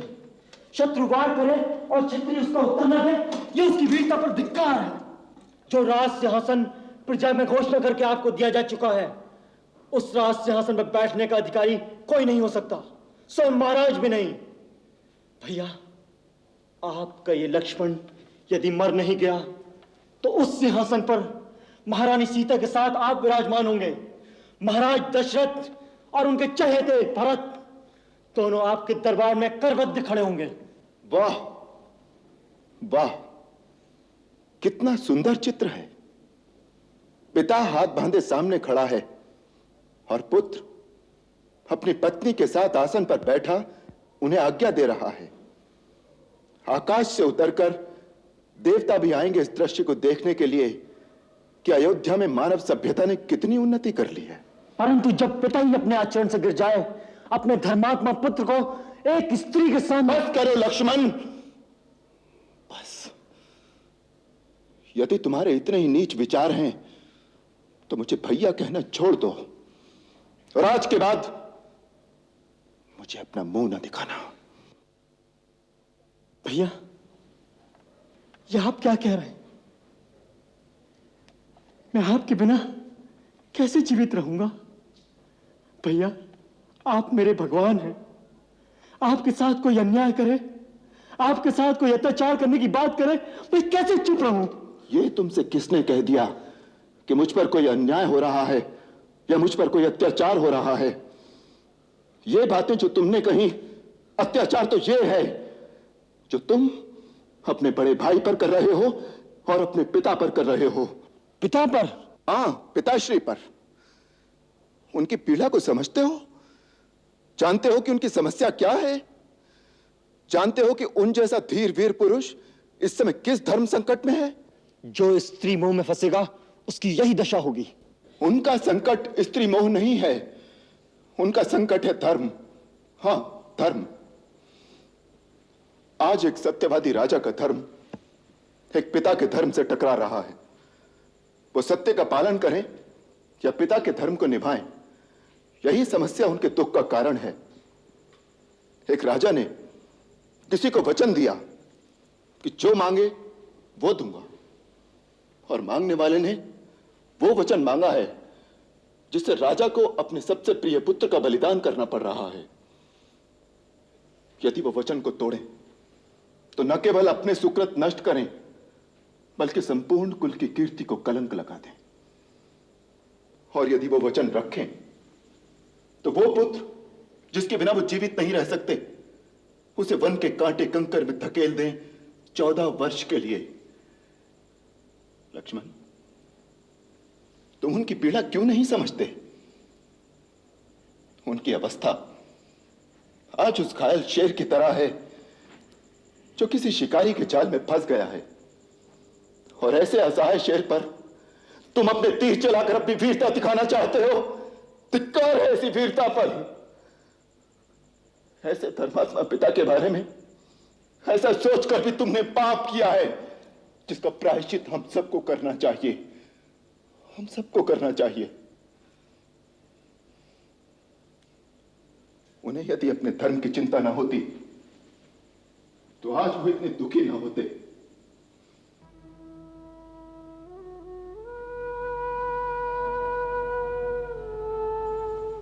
आज जब मैंने उन्हें इतनी निस्सहाय अवस्था में देखा तो मुझे अपने ऊपर ग्लानि हो आई कि मेरे कारण मेरा वीर, महान और धर्मात्मा पिता इतना दुखी है। मैंने अपना कर्तव्य निश्चित करने में एक पल की भी देरी नहीं की, क्योंकि पुत्र होने के नाते मेरा एक ही कर्तव्य है कि मैं वही काम करूं जिसमें उनके सत्य, उनके धर्म, उनकी प्रतिज्ञा की क्षति ना हो, बल्कि उनकी कीर्ति बढ़े, उनका यश मलिन ना हो। लक्ष्मण, हमारे जैसे पिता तो किसी को बड़े भाग्य से मिलते हैं, परंतु यदि किसी का पिता दुराचारी भी हो, चाहे संसार उसे त्याग भी दे, तो भी पुत्र का धर्म है कि वो अपने पिता को भगवान की तरह पूजे, क्योंकि पिता मनुष्य का प्राणदाता होता है। लक्ष्मण, जो पिता की भक्ति नहीं करते, देवता तो क्या, स्वयं भगवान भी उनकी पूजा को स्वीकार नहीं करता। संसार में बहुत सी अनहोनी बातें ऐसी होती हैं जो मनुष्य की समझ में नहीं आती। अकस्मात एक दिन कोई भूकंप आता है जो मनुष्य के जीवन को उथल पुथल कर देता है। ऐसे समय किसी दूसरे को दोष नहीं देना चाहिए, उसे दैववश मानकर, अपना प्रारब्ध मानकर स्वीकार कर लेना चाहिए। आज जो हो रहा है वो होनी करा रही है। ये विधना है जिसने माता कैकेयी जैसी स्नेहमयी और पुण्यशीला स्त्री को ऐसी बुद्धि दे दी है। यदि ये होनी है तो मैं होनी से भी नहीं हारना चाहता। वीरों के पुरुषार्थ की परीक्षा ऐसे ही आपत्ति काल में होती है। आपत्ति काल में केवल वीरता की ही परीक्षा नहीं होती, मनुष्य के धर्म की भी परीक्षा होती है। जब श्री राम ने पिता का वचन निभाने के लिए वन जाने का निर्णय किया तो पतिव्रता सीता ने भी अपने पति का साथ देने के लिए उनके साथ वन जाने की तैयारी कर ली।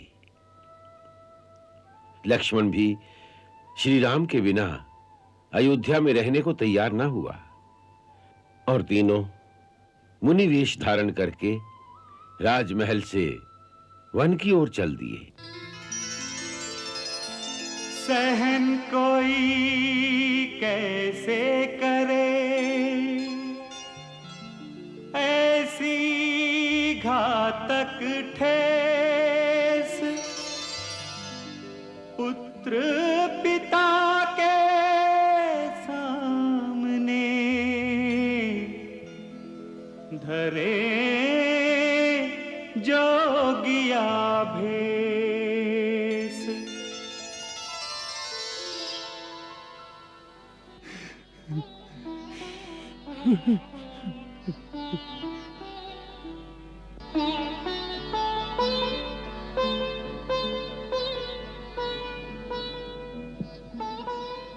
पितृ परमेश्वर, हमें आशीर्वाद देकर विदा कीजिए। आशीर्वाद देने का भी अधिकारी नहीं रहा दशरथ। ऐसा पिता न किसी काल में हुआ और न होगा। आप शोक न करें पिताश्री। आप जैसे आदर्श राजा और धर्मपालक पिता पर हमें सदा गर्व रहेगा।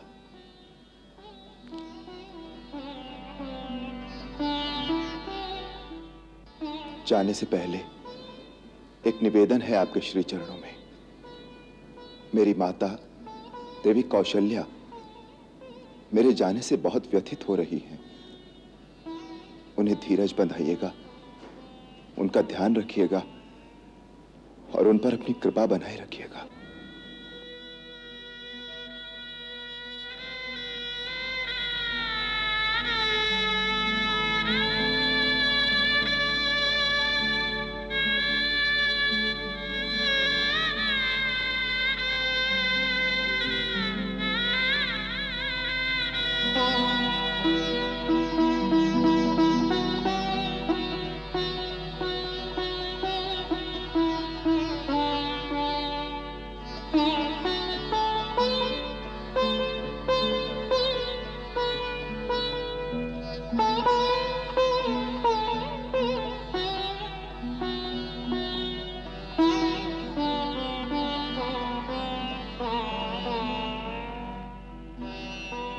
आओ चलें।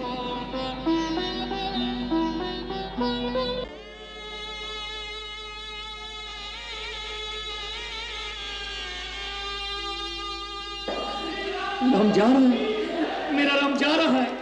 मेरे राम को रोको, मेरे राम को रोको, मेरे राम को रोको, राम राम राम, मेरे राम को रोको, मेरे राम को रोको।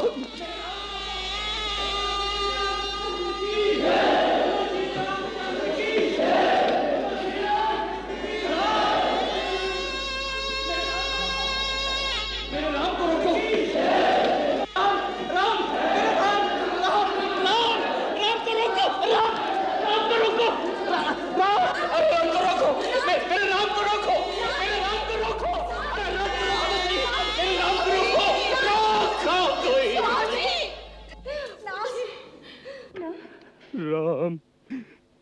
मेरे राम, मेरे राम, क्या कर रहे हैं महाराज? हट जा, हट जा, मेरे राम, हट जा मेरे सामने से। चांडालिनी, आज इसी समय हम तुम्हारा परित्याग करते हैं। हम सबके सामने ये घोषणा करते हैं कि विवाह के समय हमने पवित्र अग्नि के सामने जो वचन दिए थे सब समाप्त हो गए। इसके पश्चात इस लोक और परलोक में भी तुम्हारा मेरा कोई संबंध नहीं रहेगा। आज से अपने आप को विधवा समझ तू, विधवा। मत जाओ, मत जाओ, मत जाओ, तेरा अयोध्या छोड़ के बन मत जाओ, रुक जाओ, रुक जाओ, रुक जाओ, हे नाथ हमारी विनती मत ठुकराओ।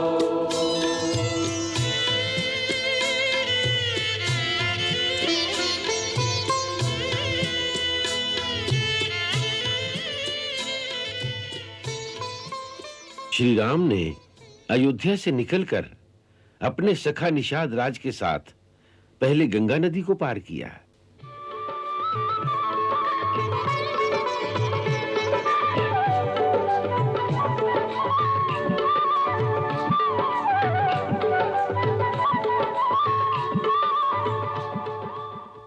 फिर प्रयागराज में महर्षि भारद्वाज के दर्शन किए।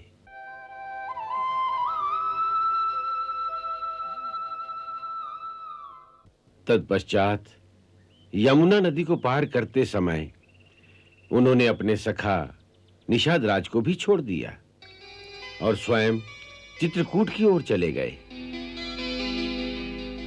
गहरी नदियाँ बांस का बेड़ा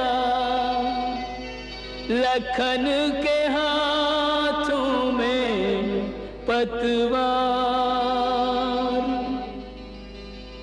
आगे बन है पथ निर्जन है ना कोई संगी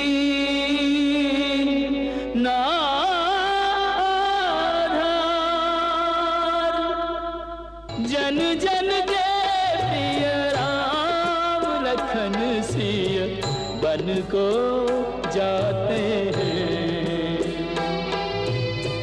जन जन के प्रिय राम लखन सिय बन को जाते हैं।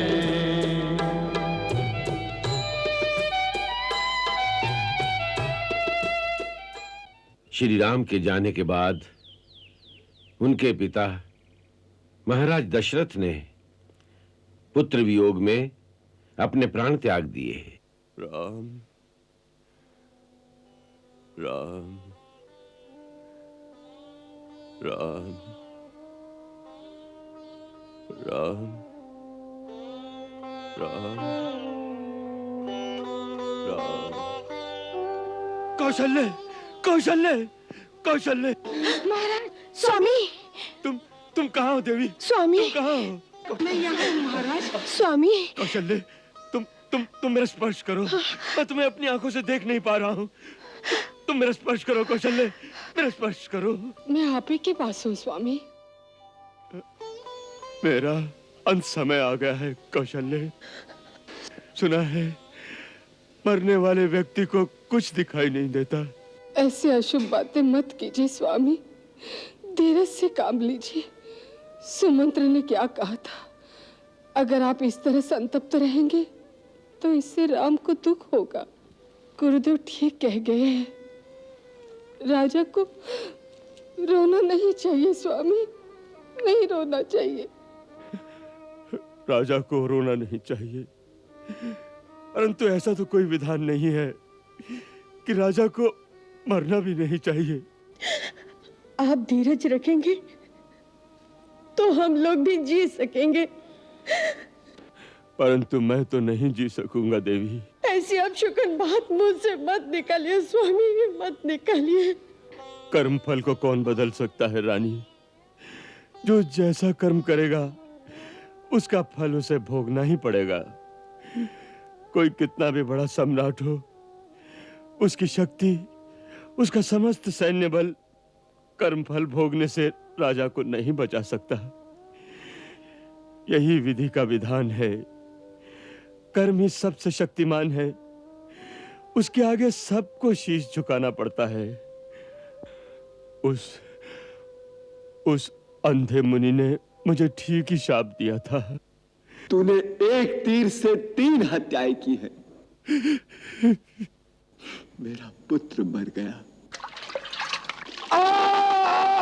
हे भगवान,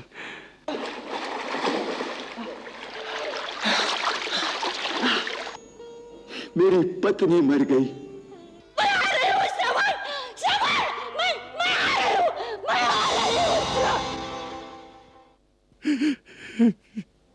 अब मैं अकेले जीकर क्या करूंगा? मैं भी मर रहा हूं। परंतु दशरथ, मैं तुझे श्राप देता हूं। पुत्र वियोग में आहत पिता की आत्मा तुझे श्राप देती है। जिस प्रकार पुत्र वियोग में तड़प तड़प कर मैं मर रहा हूं, तू भी पुत्र वियोग में मरेगा। मेरी तरह पुत्र वियोग में तड़प तड़प कर मरेगा। मेरी तरह पुत्र वियोग में तड़प तड़प कर मरेगा। तड़प तड़प कर वो देखो, वो मुनि मुझे शाप दे रहा है। मुझे शाप दे रहा है। मुझे शाप दे रहा है। जिस तरह पुत्र वियोग में मैं तड़प तड़प कर मर रहा हूं, तू भी पुत्र वियोग में मरेगा। पुत्र वियोग में तड़प तड़प कर मरेगा। पुत्र वियोग में तड़प तड़प कर मरेगा।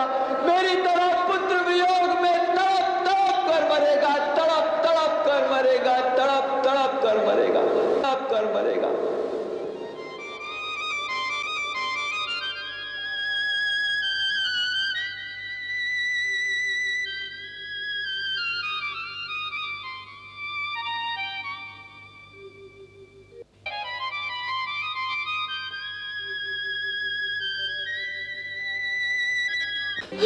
स्वामी, नाथ, स्वामी, स्वामी, नाथ, स्वामी,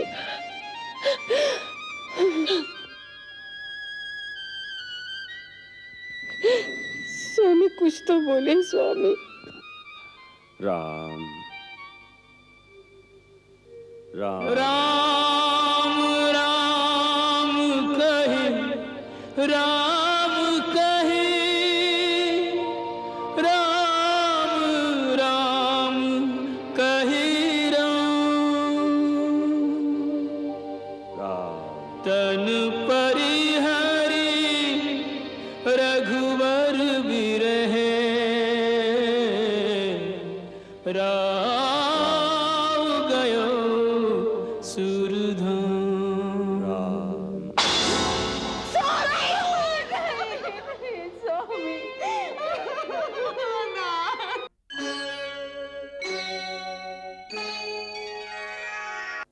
इस धरती पर भगवान श्री राम ने जो अवतार धारण किया, उसके 2 मुख्य प्रयोजन थे।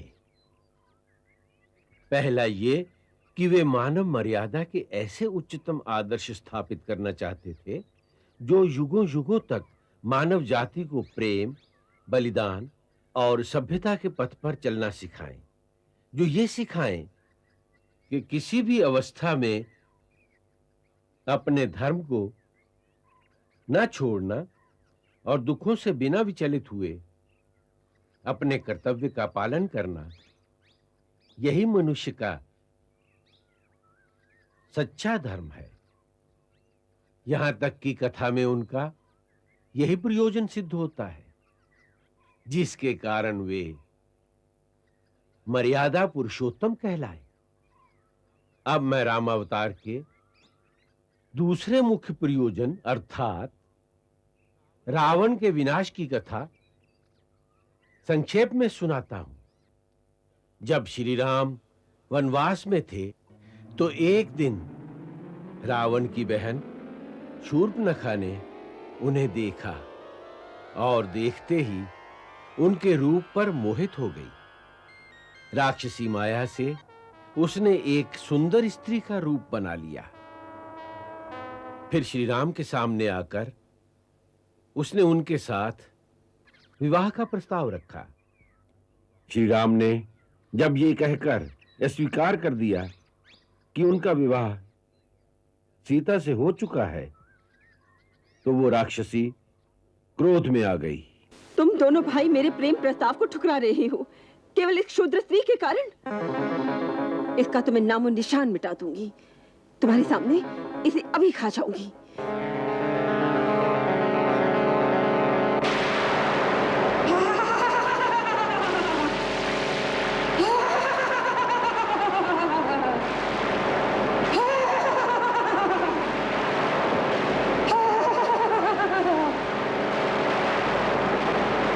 लक्ष्मण, अभी इस कोमल ककड़ी को चबाकर खा जाऊंगी, तब तक तुम मेरे साथ विवाह करोगे।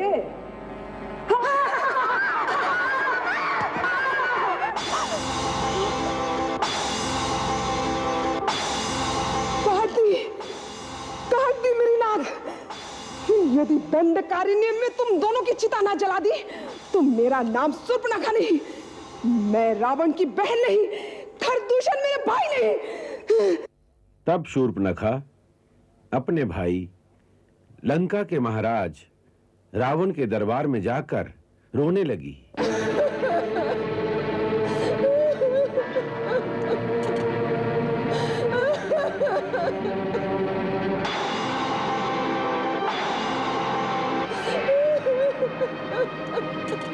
तुम्हारी नाक पर ये घाव कैसा?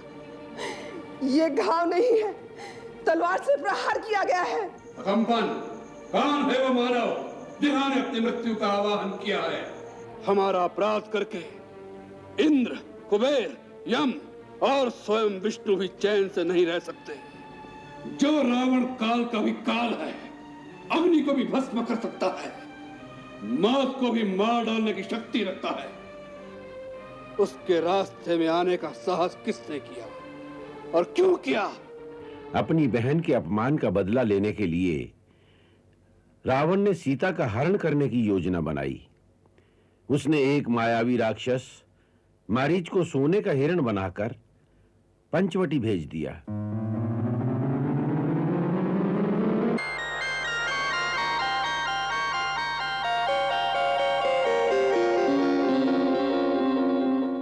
ऐसे अद्भुत हिरण को देखकर श्री राम सीता के कहने पर उस हिरण को मारने उसके पीछे गए।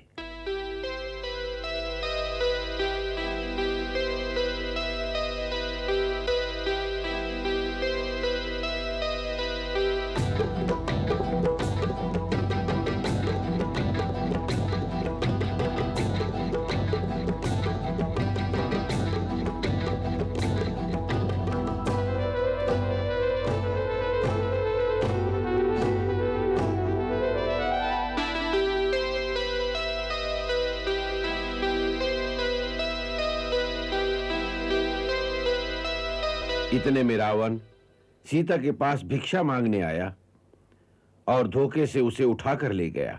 लक्ष्मण, आर्या, कहाँ है आप? भैया लक्ष्मण।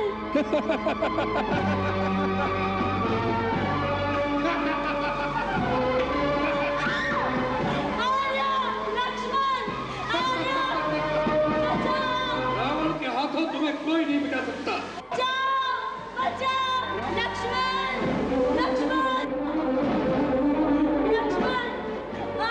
रुको, रुको रावण, रुको।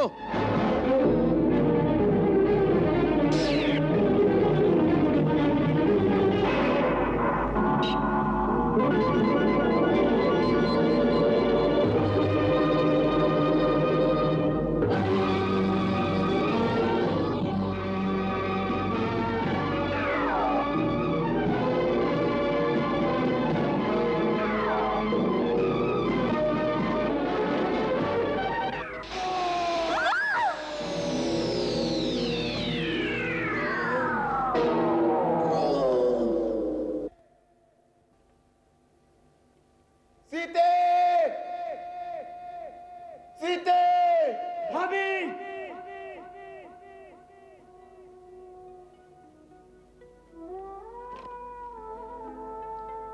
सीते,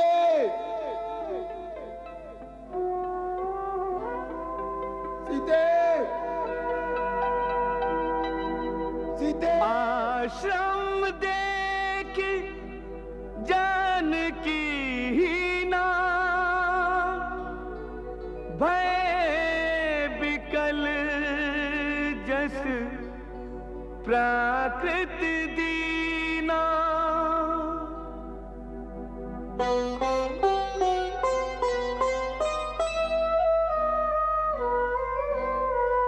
विरह व्यथा से व्यथित द्रवित हो, बन बन भटके राम, बन बन भटके राम। अपनी सिया को प्राण प्रिया को पग पग ढूंढे राम, विरह व्यथा से व्यथित द्रवित हो, बन बन भटके राम, बन बन भटके राम।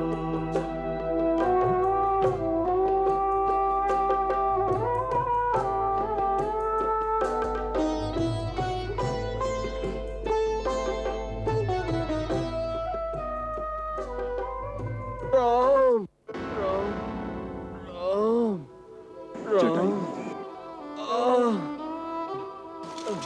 राम, राम, राम, राम। तात, तात आपकी ये दशा कैसे हो गई? किस पापी ने आप पर आघात किया है? तुम आ गए राम। मैं तुम्हारी ही प्रतीक्षा में प्राणों को रोके हुए था राम।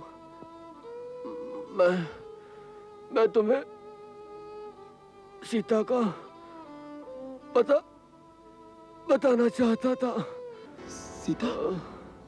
सीता का पता? कहाँ है सीता? वो उसे ले गया है। कौन ले गया है उसे?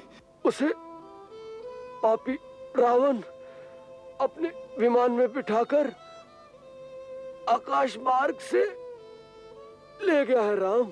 आकाश मार्ग से? हाँ, हाँ। रावण? हाँ, हाँ।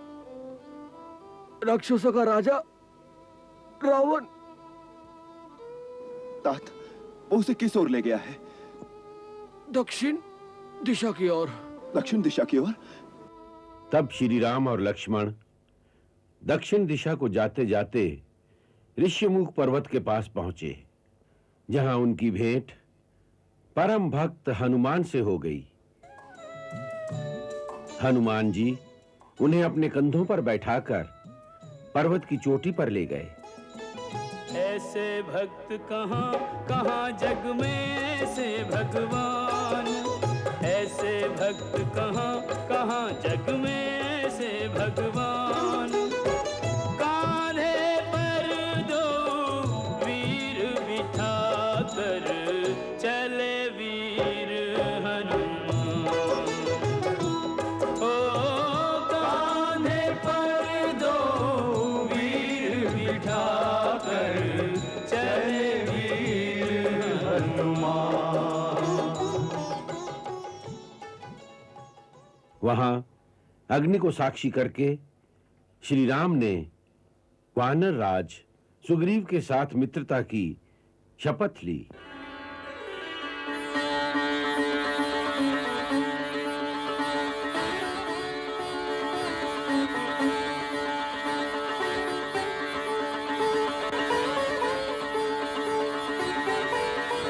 तत्पश्चात हनुमान को सीता जी की खोज करने के लिए लंका भेजा गया।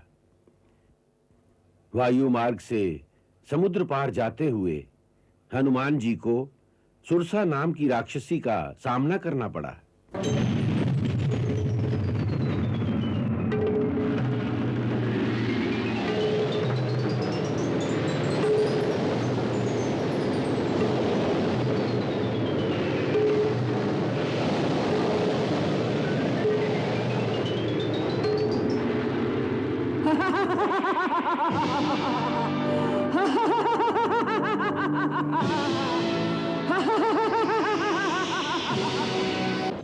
मेरा रास्ता रोकने वाली तुम कौन हो? मैं सुरसा हूँ। क्या चाहती हो? भोजन। आज देवताओं ने तुम्हें मेरा आहार बनाकर भेजा है। मैं तुम्हें खाकर तृप्त होना चाहती हूँ। परंतु माता, इस समय मेरा प्रथम धर्म है अपने स्वामी प्रभु श्री राम का कार्य करना। इसलिए पहले लंका जाकर सीता माता की खोज करूंगा। उन्हें ढूंढकर श्री राम प्रभु का संदेश उन्हें पहुंचाऊंगा। फिर सीता माता का समाचार श्री राम प्रभु तक पहुंचाऊंगा। इतना कार्य संपन्न होने के पश्चात मैं स्वयं तुम्हारा आहार बनने के लिए यहाँ पहुंच जाऊंगा। मैं तेरे इन झूठे वचनों में नहीं आने वाली। मुझे ब्रह्मा का वरदान है कि जिस मार्ग में मैं खड़ी रहूं, वहां कोई भी मुझे लांघकर आगे नहीं जा सकता। इसलिए तुझे मेरे मुंह के अंदर आना ही पड़ेगा। वहां से अगर निकल के जा सकोगे तो देखा जाएगा।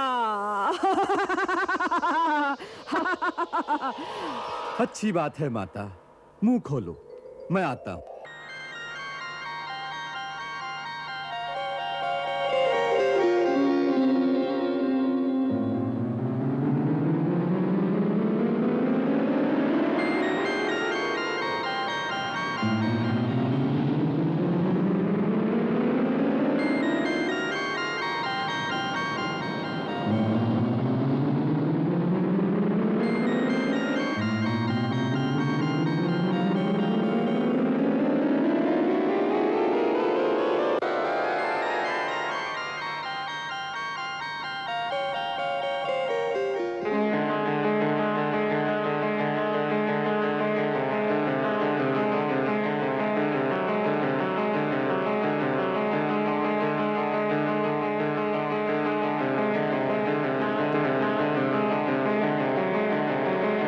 लो माता, मैंने ब्रह्मा का वरदान झूठा नहीं होने दिया।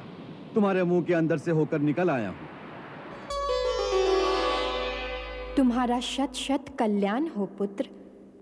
मैं वास्तव में नाग माता हूँ। मुझे देवताओं ने तुम्हारे पराक्रम और विवेक की परीक्षा लेने के लिए ही भेजा था। सो तुम उस परीक्षा में उत्तीर्ण हुए।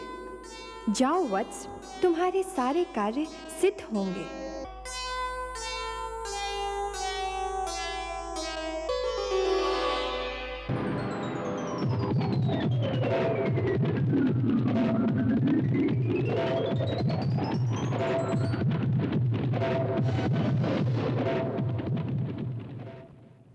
लंका पहुंचकर हनुमान जी ने सीता माता को चिन्ह के तौर पर श्री राम की अंगूठी भेंट की।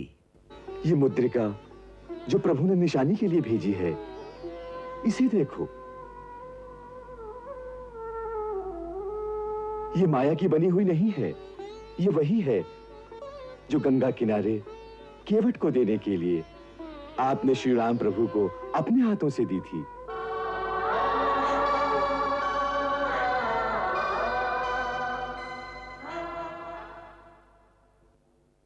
उसी समय रावण के पुत्र मेघनाद ने वहां आकर हनुमान जी पर आक्रमण किया।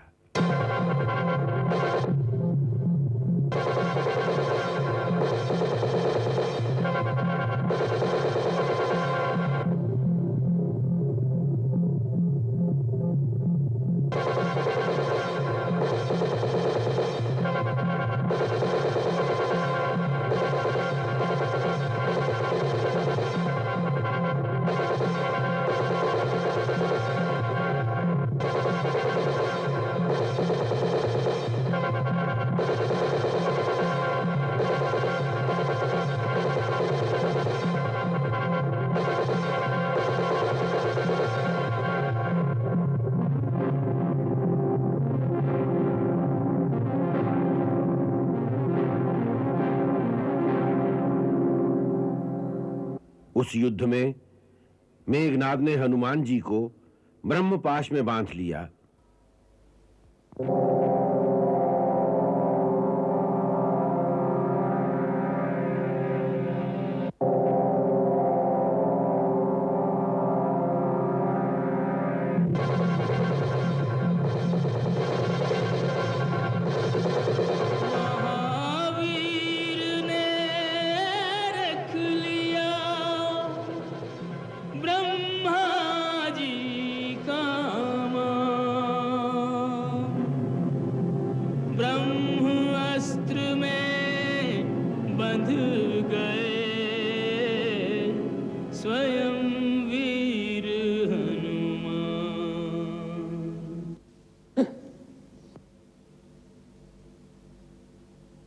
इस मरकट को महाराज के दरबार में पहुंचा देना।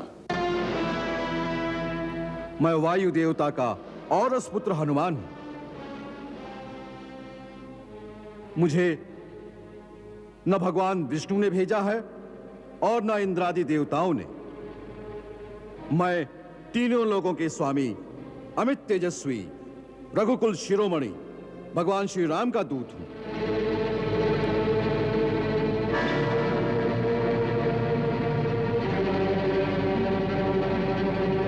जिनकी भार्या सीता माता को तुम छल से हर लाए हो, मैं उन्हीं सीता माता का पता लगाने और आपको मिलने 100 योजन समुद्र लांघ कर आया हूं।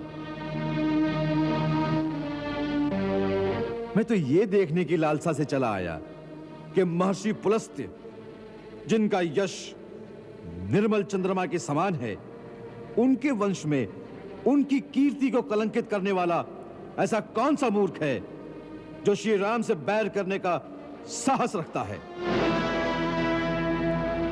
जिसे रघुनाथ जी की शक्ति का न भान है न भय है। तू एक तुच्छ मानव की शक्ति से रावण को डराने आया है। रावण, जिसे ब्रह्मा और स्वयं भगवान शिव से शक्तियां प्राप्त हुई हैं। यदि मैं भगवान शिव होता तो इस समय आपको यही उपदेश देता कि वत्स, मेरी शक्तियों और मेरी अनुकंपा का दुरुपयोग न करो। तूने धर्मपूर्वक तपस्या के द्वारा जो शक्तियां मुझसे पाई हैं, उनका प्रयोग विनम्रता से धर्म के कार्य में ही करो। यदि उनके कारण अपने अंदर पाप, अहंकार और अधर्म की प्रबलता आने दोगे तो उसका एक ही परिणाम होगा, विनाश, समूल विनाश।